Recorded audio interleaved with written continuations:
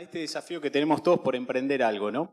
Y un poco el sentido de esta charla es comprender esta cuestión de lo que es la innovación de una forma muy simple, contagiarlos a ustedes para que sean innovadores, creo que todos somos innovadores, y también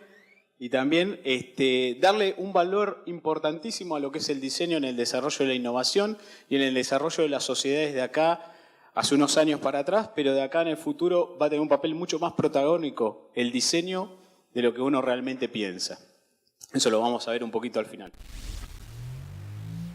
Una de las cosas que siempre me interesa desde el punto de vista personal es saber bien el significado de las palabras, realmente comprenderlas, entenderlas, y su raíz, que viene del latín innovare, que nos dice reparación, ¿no? Que el significado es reparación. Y para la Real Academia Española es alterar algo introduciendo novedades. Y acá empieza a ser esto como un poco lo que planteaban al principio, esto de cómo empezamos a modificar, a cambiar. Y hay una definición muy simple que se ha dado en el Congreso Innovar, que comúnmente se hace todos los años, vinculado un poco más con el diseño industrial, que se plantea que es mejorar lo que ya está hecho. Así que esto a nosotros nos da la posibilidad de que todos podamos llegar a ser innovadores. Todos somos innovadores. Con el espíritu de poder mejorar la cuestión, poder mejorar, vamos a ir viendo los diferentes tipos de innovación que hay, pero el tema de tener la capacidad de mejorar cualquier situación, cualquier proceso, cualquier diseño y hasta la calidad de vida de la gente en nuestra comunidad. Y eso es ser innovador. No necesariamente a veces está asociado específicamente con la tecnología. Sí, tiene muchas herramientas y muchos elementos que son base para eso, pero en realidad es tratar de mejorar la calidad de vida de la gente. Y por ende puede ser un producto o un servicio.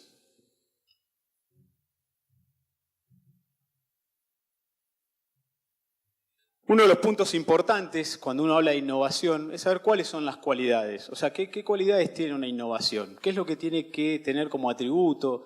¿Cuáles deben ser las características principales que tiene que tener una innovación? ¿Cómo llega? Y acá tenemos, bueno, los beneficios, de generar beneficios al usuario, tener compatibilidad que cumpla con las necesidades y valores del usuario, que sea simple, que tenga un alto nivel de simplicidad y que tenga un nivel de observabilidad para que podamos poder determinar resultados de eso, porque gran parte de la innovación a veces puede ser un proceso teórico, un proceso proyectual interesante, pero después está bueno poder medirlos en resultados, tener resultados concretos. Desde el punto de vista del mercado, tener resultados que cumplan con lo que nos demanda el cliente, que tenga un resultado tanto de servicio o producto y que también tenga un resultado económico. Y también desde lo que puede llegar a ser un servicio público, que pueda mejorar la calidad de vida de la gente.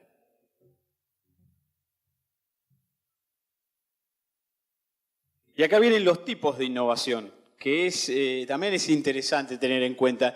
Y acá es importante el papel de ustedes como diseñadores, y todos los diseñadores ya que han pasado por esta linda profesión y están pasando por esta linda profesión, es poder tener en claro en qué tipos de innovación podemos nosotros incorporarnos, sumar, aportar, para poder desarrollar esto. Y acá tenemos, bueno, hay innovaciones de producto y servicio, un poco lo que les decía recién, el tema de poder introducir un producto o un servicio a un nuevo mercado, con mejoras, con ese espíritu de superación.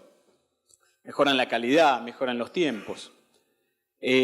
También la innovación surge en los procesos. Muchas veces hay procesos dentro de diferentes organizaciones, que pueden ser públicas y privadas, que a veces hay procesos que se van generando de una forma que comúnmente uno lo plantea como un sistema burocrático y lo plantea como un punto negativo, ¿no? Pero es interesante poder estar también dentro de lo que es la cuestión de las fabricaciones, de la logística, de la distribución, de los procesos internos que van a ir surgiendo. Y acá viene un papel muy importante, porque lo interesante de esto del diseñador es ver en qué lugar uno puede aportar para estos diferentes tipos. Respecto a lo que es organizacional, que esto es muy interesante y esto es una demanda que tenemos y cada vez más los diseñadores, principalmente en la comunicación interna de las organizaciones. Hay una cuestión que surge y surge mucho, y principalmente los grandes problemas que tenemos como seres humanos y como organizaciones grandes que están compuestas por seres humanos, es los problemas de comunicación, y principalmente la comunicación interna. Cuando manejamos muy bien la comunicación externa, pero la comunicación interna de esa organización no es buena, o hay problemas, o difiere totalmente de lo que se comunica hacia afuera, eso nos trae problemas aparejados directos. Muchas veces se genera un gran nivel de expectativa hacia afuera, se vende algo de una forma, todo, y se empiezan a generar problemas internos, y eso hace que la comunicación interna haya que estar preparado, capacitado y estar atento muy bien para que esos procesos mejoren. Y ahí uno también puede innovar, puede mejorar esos procesos. Por ejemplo, hay casos, después lo vamos a hablar en el tema de lo público, pero hay casos que nos han tocado desde lo privado en el estudio, el tema de las habilitaciones comerciales a nivel municipal. Había una época, por lo menos en la Comunidad Azul, que se hacían aproximadamente 30 formularios. La persona tenía que llenar 30 formularios para poder habilitar un comercio en su momento. Y en realidad lo que uno fue descubriendo era que muchas actividades y muchos trámites que se generaban se repetían. ¿Por qué? Porque nunca se habían sentado las 10 personas de las diferentes oficinas por donde pasaba el trámite a dialogar.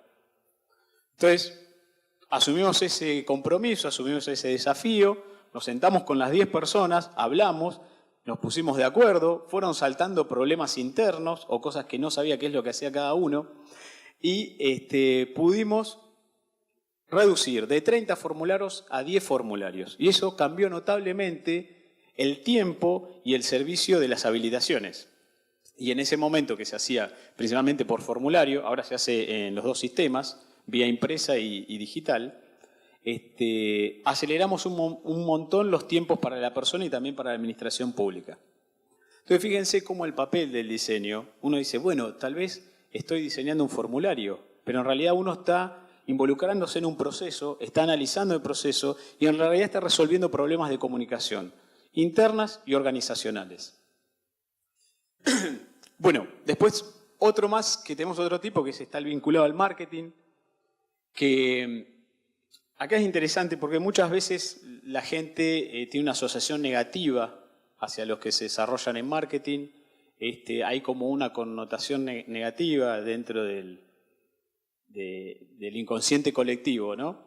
Y en realidad el marketing tiene una estructura formidable, tiene un conocimiento y un desarrollo de un montón de elementos que hace que la planificación sea estratégica, que esté muy vinculado a la comunicación, al diseño, si es que se hacen las cosas bien, ¿no? Y no exclusivamente está focalizado en la venta, no es vender, sino es tener un proceso de investigación, análisis, diagnóstico y una etapa de ejecución que tenga resultados positivos, en la medida de lo posible, y que a su vez tenga la capacidad de poder analizarlo y eso genera una espiral positiva de mejora continua, ¿no? Que estas cosas vayan mejorando cada vez que va pasando por el proceso ese.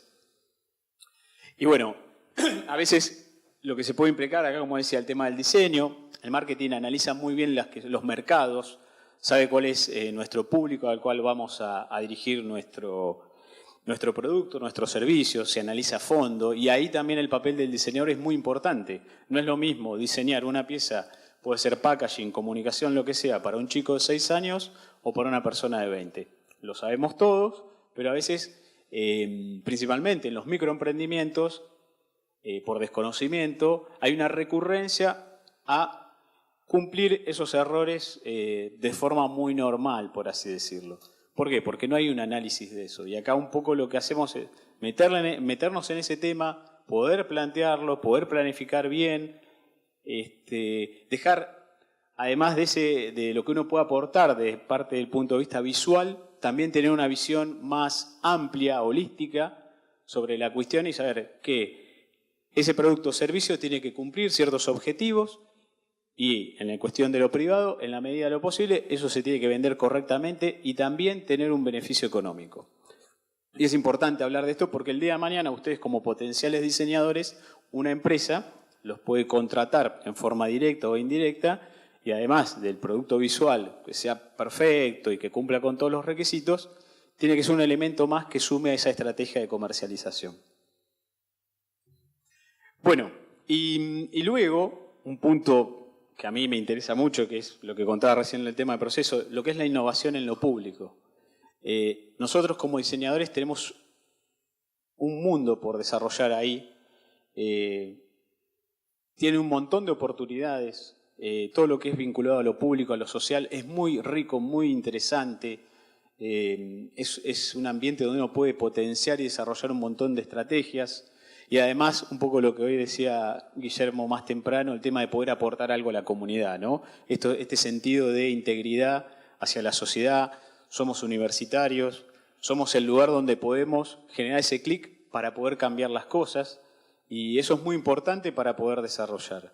O sea, fíjense que siempre hay una estadística, ¿no? Que somos muy pocos los que acceden a educación superior y aquellos que pueden llegar a una educación de posgrado, ¿no? En el porcentual.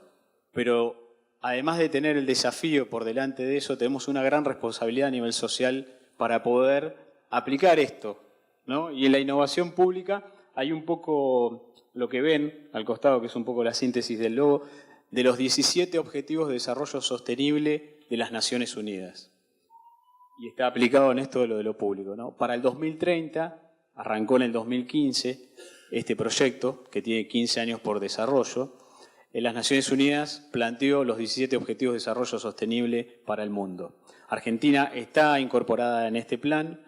Es muy interesante que lo googleen, que investiguen, que analicen, que puedan aportar desde su perfil profesional de diseño a innovar en cada uno de esos ítems. En igualdad de género, en la cuestión de respetar los derechos de la mujer, el tema de la pobreza cero, el tema del hambre cero. Hay muchos elementos, el tema del desarrollo sostenible con el cuidado del medio ambiente, el tema de la alimentación, que es un poco lo que se plantea acá, ¿no? El tema de la educación, la salud, el cambio demográfico, los cambios e innovaciones sociales, las energías renovables y seguras, también es muy importante. Y nosotros como diseñadores podemos aportar un montón de cosas para eso. Uno capaz lo ve lejano, pero ustedes que están cursando primero, segundo año, hasta quinto año, es un futuro próximo para ustedes. Estamos hablando de un lapso de entre 10 y 12 años más. Y ustedes como profesionales van a estar en el mercado trabajando. Así que esto puede ser también una gran oportunidad para ustedes innovar y aportar algo a la comunidad.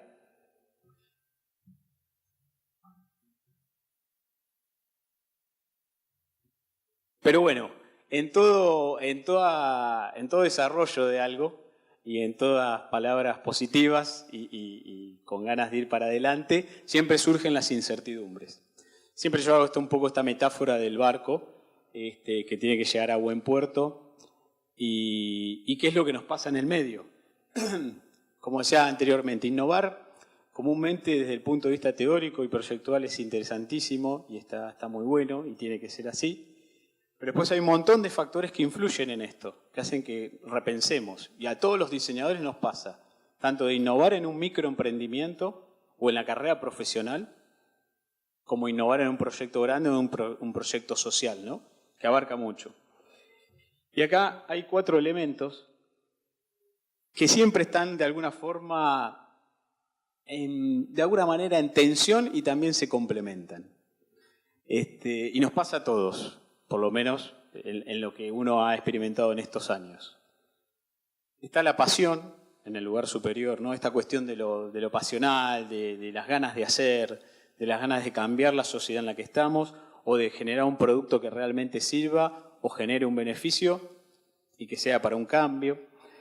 Está también el conocimiento, la cuestión racional, abajo, graficado, que es lo que hace que capaz a veces decimos, bueno, vamos para adelante con esto que está bárbaro, pero después decimos, bueno, pero conviene, no conviene, hacemos un proceso de investigación, lo analizamos por un lado, por el otro.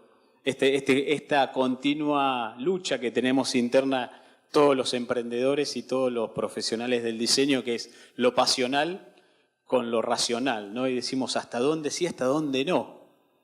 Y estas son experiencias que ustedes van a vivir porque las vivimos todos en el transcurso de nuestro desarrollo profesional. Y después también dos amigos más que tenemos, que es el dinero o el poder material, por así decirlo, y el tiempo, el valor del tiempo.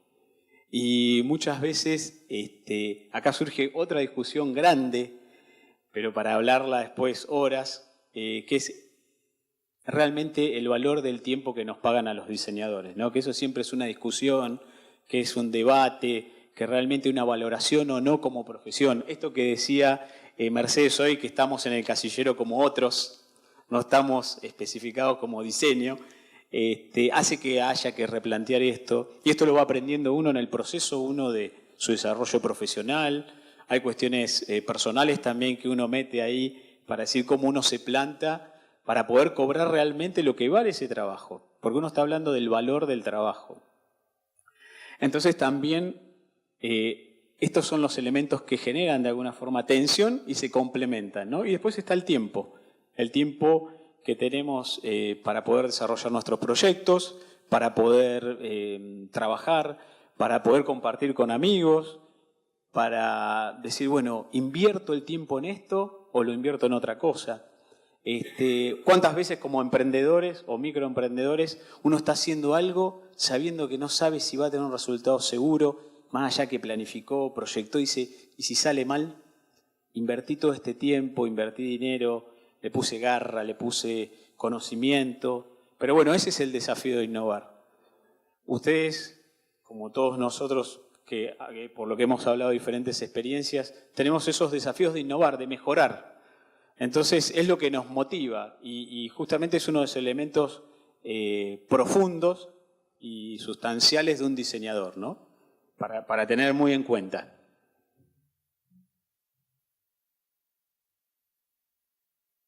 Y acá hay otra cosa que está bueno también que suma al tema de la innovación, que es los tipos de conocimientos, ¿no?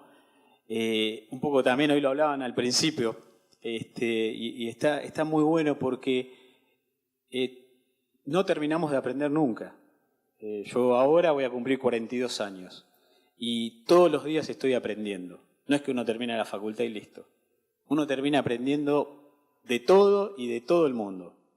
Y es importante, como futuros profesionales, tener en cuenta los diferentes tipos de conocimientos. Obviamente esto está sintetizado, explicado de una forma muy simple, pero es interesante tenerlo en cuenta para poder desarrollar el potencial mayor de ustedes como profesionales. Tenemos el conocimiento popular, ¿no? Que es por sentido común, la universidad de la calle, lo que comúnmente escuchamos. Dice, el famoso, ¿qué me vas a venir a explicar a mí si yo hace 40 años que estoy en la empresa y mirá lo que gano y no fui a ninguna facultad ni nada? Pero a veces es así. Y uno aprende un montón con eso. Y aprende a través del vínculo, de escuchar experiencias, de estar atento, de tener un sentido social, si quieren innovar en lo social, de lo que está pasando en la calle. Y no es chiste lo que les digo, a veces uno aprende mucho de eso. Y hasta a veces de las anécdotas o de las leyendas y las cuestiones que vienen años y años y años y uno las va aprendiendo como legado, ¿no? Lo empírico, a través de la experiencia, a través de vivir lo que tiene que pasar para poder aprender. Muchas veces nos pasa, hasta que no lo vivimos y no lo experimentamos, no tomamos la real dimensión de ese conocimiento que estamos incorporando. Principalmente hay actividades que son legendarias, actividades que son de nuestros pueblos originarios, muchos tipos de actividades así que tal vez en algún momento se cortó en la historia y hay alguien que lo trae, que lo recupera. Y además del conocimiento, que puede estar complementado por el conocimiento científico y filosófico, ahora lo voy a explicar, también lo tiene que vivir. Y a veces puede ser que lo haya vivido por una experiencia familiar o puede ser que lo haya ido incorporando en el día a día para ir aprendiendo esa técnica o ese conocimiento específico. Después viene el científico,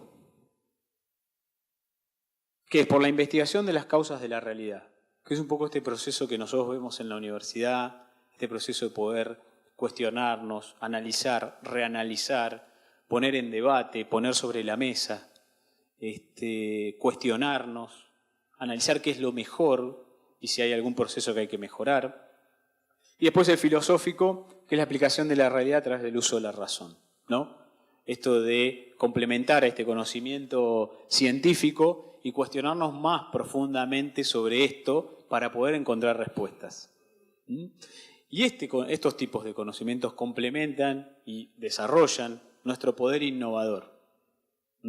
Para poder mejorar eso, tenemos que tener información, tenemos que tener conocimiento. Si no, no podríamos mejorar lo que ya está hecho, ¿no? Volviendo al inicio.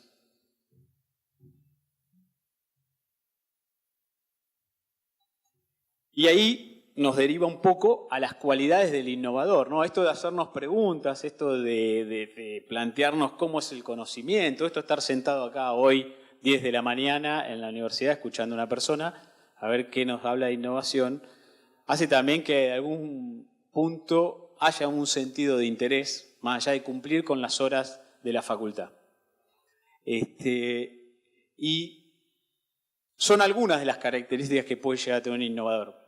Pueden ser todas, pueden ser algunas, no es necesario cumplir con todas, pero es interesante, sí, los diferentes tipos, ¿no? O sea, un innovador es una persona curiosa, disruptiva, esto de desafiar el status quo, decir, hasta acá, esto se puede plantear así, a partir de acá hay un cambio. Ser proactivo, visionario, por eso es importante también de incorporar conocimiento y no necesariamente a veces el conocimiento, como les decía, los diferentes tipos de conocimiento, y a veces puede ser incorporar un conocimiento local o incorporar un conocimiento que hay en otro lugar, supongamos en Japón, pero en Argentina no se incorporó, y bueno, se puede incorporar ese conocimiento, puede aportar a nuestra sociedad y ese puede ser un producto, un servicio innovador, ¿no? Más allá que se haya desarrollado en otra sociedad. Hay que ver cómo influye, si uno hace todos los procesos bien, en nuestra comunidad. Es creativo, asume riesgos. Un innovador vive con el riesgo al lado. Puede salir bien, puede salir mal. Estamos en el filo del cuchillo. Es así. Se mueve, es abierto, posee sentido del humor. Esto es muy importante. El tema de poder tener sentido del humor y poder, más allá de la realidad, poder afrontar las cosas con cierta alegría, porque a veces nos toca como diseñadores tocar algunos puntos muy sensibles, muy difíciles, y es importante poder darle una cuota de positivismo a esta situación, ¿no? A veces hay temas como, por ejemplo, la pobreza, no es un tema que dé humor, sino que hay que tener la capacidad de poder tomarlo con cierta capacidad de reflexión y comprender que lo que uno está haciendo es para mejorar la calidad de vida de esa gente. Entonces ahí uno le pone una cuota de positivismo a la situación, más allá que el aporte de uno sea muy pequeño. Bueno, se acepta a sí mismo, siempre está aprendiendo, equilibra lo que es la intuición con el análisis. Eso nos pasa, esto de lo que les comentaba recién, entre el corazón y el cerebro, esta cuestión que a veces genera como un punto de inflexión sería, o de presión tanto de un lado como del otro, pero es interesante estar ahí parado y poder analizar de las dos maneras. Es colaborativo, es resiliente, asociativo y reflexivo, no discrimina ideas, hay que estar abierto, hay que estar muy abierto, porque a veces las mejores ideas surgen de situaciones que uno no comprende o que no estaba preparado, o vienen, por ejemplo, de este conocimiento popular y nos da una respuesta espectacular. Y vos decís, ¿cómo? ¿Y nadie la aplicó? No. Y era algo que se hacía hace 200 años y nadie lo había aplicado de una forma sistematizada. Busca lo simple. Base del diseño. Buscar lo simple. Tener ese poder de síntesis. Es muy difícil, a veces es muy complejo. Los años nos van dando mayor capacidad de desarrollo y mayor visualización de lo simple, ¿no? Pero cuando uno hace las cosas simples, los demás nos pueden comprender más fácil. Entonces las cosas son más, por así decirlo, geniales para todo el mundo porque lo puede hacer de una manera simple, como fue en el caso de Apple cuando simplificó todo el sistema de desarrollo de su iPhone en un botón. Tiene muy buena comunicación, tenemos que tener una gran capacidad de comunicación. En el fondo, además de ser diseñadores, somos comunicadores visuales. Y tenemos que tener esa capacidad de que lo que realmente producimos, la persona lo pueda interpretar. Somos un puente. Y eso tiene que llegar también a través de nuestras innovaciones. Ser perseverante y tener un alto nivel de adaptabilidad. Adaptabilidad es el concepto, por así decirlo, más importante del siglo XXI, que se está trabajando más allá de la innovación, que es esa capacidad que tenemos que tener todos para adaptarnos a un mundo que cambia mucho más rápido. Los tiempos son mucho más rápidos. 40 años en el siglo XIX no son lo mismo que 40 años ahora. Y al final voy a hacer una reflexión respecto a esto, porque ustedes que están hoy sentados acá y están a 12 años del 2030, no parece, pero llega mucho más rápido y esos objetivos de desarrollo sostenible que se desean implementar van a estar ahí a la vuelta de la esquina. Por eso es importante también tener un alto nivel de adaptabilidad por los tiempos que se corren. No digo con esto vivir una vida alocada ni nada, porque bueno, yo vivo en el centro de la provincia de Buenos Aires, tengo un ritmo de vida tranquilo. Pero es importante sí que la cabeza tenga un alto nivel de adaptabilidad.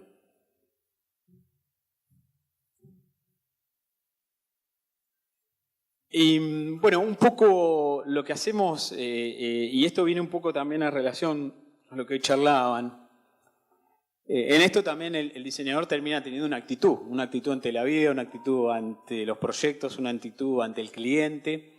Y nosotros en el estudio, esto ya es una cuestión personal nuestra, nosotros decimos como el círculo de coherencia, ¿no?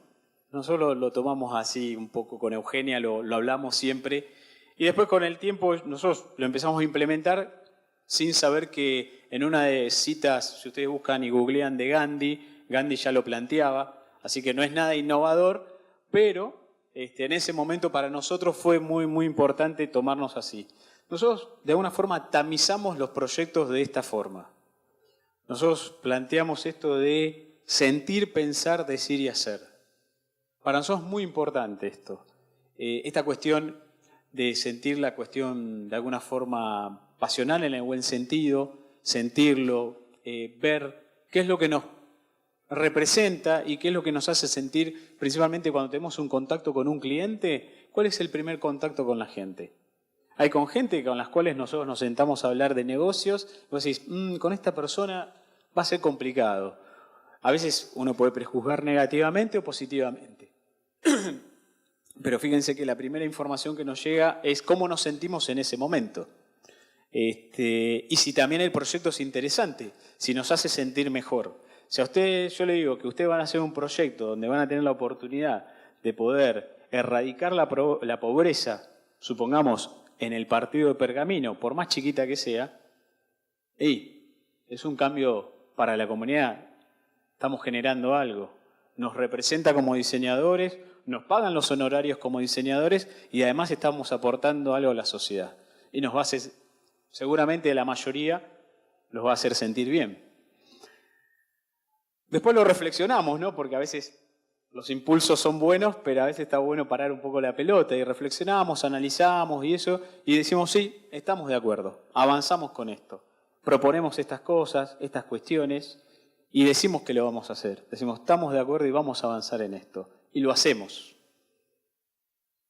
Lo hacemos porque el gran problema que tiene la mayoría, y a veces principalmente en la cuestión de la política, por así decir, institucional, que se dice mucho y se hace poco. Entonces tenemos esa responsabilidad muy grande y tenemos ese desafío muy grande desde el punto de vista nuestro, chiquito, profesional. Es decir, bueno, si vamos a encarar esto, vamos a hacerlo. Y vamos a empezarlo y vamos a terminarlo. Y eso también es parte de nuestra actitud. Eso es lo que a nosotros nos plantea cómo nos paramos frente al cliente, frente a los proyectos, frente a la sociedad, frente a nuestra vida, ¿no? Directamente. Y acá, bueno, acá hay unos elementos que nosotros siempre tenemos en cuenta. Todos hicieron La matriz FODA, sí. ¿La conocen? ¿Sí? ¿No? Bueno, tema para aprender entonces. Fortalezas, oportunidades, debilidades y amenazas, ¿no? Son elementos claves que son internos y externos para tenerlos en cuenta y que son puntos positivos y negativos, ¿no? Los puntos positivos internos son nuestras fortalezas, los negativos son las debilidades, los puntos externos positivos son las oportunidades y los puntos negativos externos son las amenazas. Entonces, teniendo en cuenta eso, uno puede encarar esto mejor. Por eso es importante ser muy sincero con uno mismo. Nosotros tenemos una sistematización cada 6 meses para poder evaluar el estudio y evaluarnos nosotros personalmente. Hacemos un FODA. Hacemos una autoevaluación, pero sincero, ¿no? A decir lo bueno y lo malo. Y nos sirve para poder mejorar. Otra cuestión es, para mejorar nuestra actitud de esto, bueno, el tema de la higiene mental y ser dinámico. Muchas veces hay un dicho popular finlandés que dice que el gran problema que tenemos nosotros está entre nuestras orejas. Y a veces la cabeza nos juega muy en contra. Y capaz decimos, no, yo no estoy en condiciones de esto, me tiro a menos. Y eso también nos limita esta capacidad de innovar. Fíjense que esto es más una cuestión personal, pero hace que nosotros a veces nosotros mismos boicoteamos ese poder que tenemos. Esto es interesante, la auditoría de las relaciones. Cuando uno emprende algo es importante poder pensar, tratar de proyectar bien cuál es la persona de alguna forma indicada. A veces le erramos mucho, pero poder hacer un análisis y decir, bueno, voy a arrancar este proyecto, quiero innovar en esto, ¿con qué persona puedo llegar a arrancar esta propuesta? Con alguien que tenga las mismas ganas, la misma energía, que vayan de alguna forma complementando, pero en una misma sintonía, para poder potenciar esas propuestas. Y bueno, crear oportunidades para uno y obviamente crear oportunidades para los demás, ¿no? Esto desde el punto de vista más personal. Y aquí hay algo muy interesante, que es el liderazgo innovador, que esto le pasa principalmente a todos aquellos que están y tienen la responsabilidad el día de mañana ustedes como ser dueños de un estudio de diseño y tener gente a cargo y tener que ser el espolón de prueba que genere la innovación. Lo que se llama liderazgo innovador. Hay un psicólogo que se llama Simon Sinek, no sé si lo habrán visto en Google o en YouTube, que habla mucho, da muchas charlas vinculadas a los millennials y hace un análisis reflexivo sobre esto y sobre cómo va a ser el desarrollo social y económico de las futuras generaciones, que principalmente están ustedes como principales protagonistas. Y una de las cosas de las que plantean el Círculo de Oro es que dentro de cualquier tipo de organización, sea pública, privada, tenemos un gran grupo que saben el qué. O sea, todos saben el qué. ¿Qué es lo que hay que hacer en esa organización? Algunos saben el cómo y muy pocos son los que saben el por qué y el para qué. Y él un análisis que hizo fue en base a esto, es analizar diferentes tipos de liderazgos políticos, empresariales y entender por qué generaron un punto de inflexión y un punto de innovación en una comunidad o una sociedad, como los hermanos Wright con el avión, Martin Luther King, con el tema de la abolición el tema de los derechos de la comunidad afroamericana en Estados Unidos, el tema de Steve Jobs, el tema de cómo él desarrolló Apple, más allá de que lo habían echado y tuvo que volver.